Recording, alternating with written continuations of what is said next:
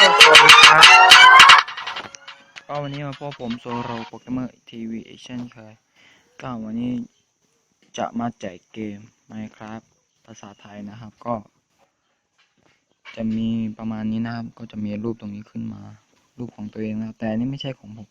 แต่อันเนี้ยไม่ใช่ตัวผมนะบางคนเนาะก็ถ้าเป็นของใครก็ขออภัยด้วย ก็แค่เอามาดูเล่นเฉยๆโอเคประมาณนี้เนาะก็ความนี้มันอย่างสูงก็ประมาณนี้ก็ไหนเข้าไปดูกันเลยมันก็เหมือนธรรมดาเปลี่ยนเป็นภาษาไทยเนาะเนี่ยประมาณเนี้ยนั่นลองเข้าไปดูประมาณนี้ลองเข้าไปก่อนเดี๋ยวมากำลังสร้างโลก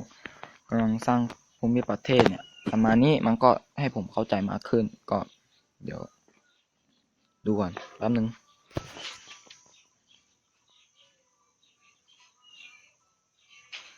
รอแป๊บนี่ประมาณนี้ก็ของก็เหมือนเดิมเนาะแต่แค่เปลี่ยนเป็นภาษาไทยเป็นบล็อกเนี่ยบล็อกหินประมาณนี้ทรายก็ดินก็ประมาณนี้ไม้โอ๊กไม้สารอะไรแบบนี้นี่ก็ทอสนี่ประมาณนี้โอเคสมมติแอปเปิลทองแอปเปิลทองนี่แอปเปิลทองประมาณนี้เนาะ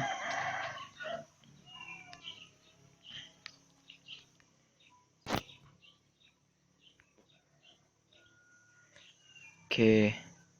ถ้าชอบคุณก็กดไลค์ Subscribe ผมเลยนะบ๊ายบาย